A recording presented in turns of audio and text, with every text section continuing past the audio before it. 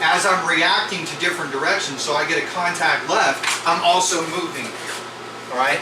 So, flat range mentality of standing here and shooting, yes, it's something that you can use. Yes, it's beneficial. It's an isolated movement. No different than you going to the gym and working curls or something. But if you're working curls just for the sake of working curls, it's just a waste of time. Nobody gives a shit how much you curl. What I care is, how can you take that muscle that you've developed, that you've been training, and put it into some sort of useful practice? Like, can you pull yourself up onto a roof to save somebody, from a burning building? Right? That's what I care about. That's taking your muscle, your exercise, and applying it to something useful. The same thing goes with training here. You can sit here and you can clear and draw all day long, and you can get extremely fast. I can show you times where I've gotten down in the 0.6s. But in reality, I can tell you two things. Number one, I can never do that cold. It's beyond my capability. I cannot draw on a 0.6 cold. And number two, I can't do it in movement. All right? If the target doesn't move and I don't move, I can sit here and I can shoot that thing in just over a half a second. There's no way I can do that in reality. So what difference does it make what my capability is in isolation?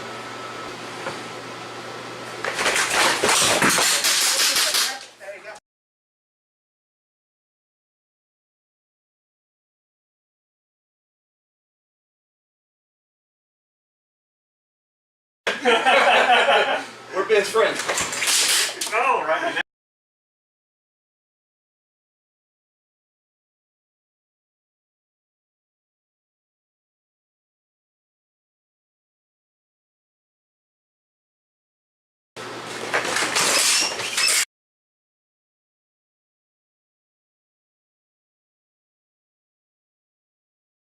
Probably did.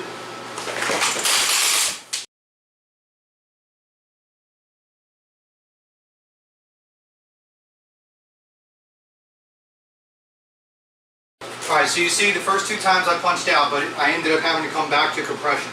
Alright, the last time he covered more distance, I went straight to retention. Everybody is going to have to establish your distance, okay? The only way you're going to do that is by doing this. More and more force on force, you will start to basically be able to realize my draw is fast enough. I'm not saying me, I'm saying for you guys. You're going to be able to say my draw is fast enough that I can get out to extension and I can literally pinpoint that thing in his head. Or my draw is not fast enough, I'm going to have to come to compression. He covered way too much distance and I got to get in. Or I may have just been late, in which case I'm going straight into retention here. But I could set up like a little 5-inch paper plate and then I'm just going to clear and draw. Once I get to the point where I can basically come up and clear and draw every time, now I'm going to start instituting movement. Then what I'm going to start doing is I'm going to start reacting to the threat. So maybe I'm standing here and I don't know whether Sean is my attacker or whether Philip's my attacker. So as I'm sitting here, Philip decides to attack. Not only am I just going to basically sit in that biomechanical repetition of just doing this, now I have to turn towards the threat. So now I'm moving and I'm reacting to targets. So this was a lesson that we did on Patreon where I'm static, the target is static. I'm moving, the target is static. I'm reacting, the target is static, and now I'm reacting and moving while the target is closing. So it's a gradual increase of what we're doing.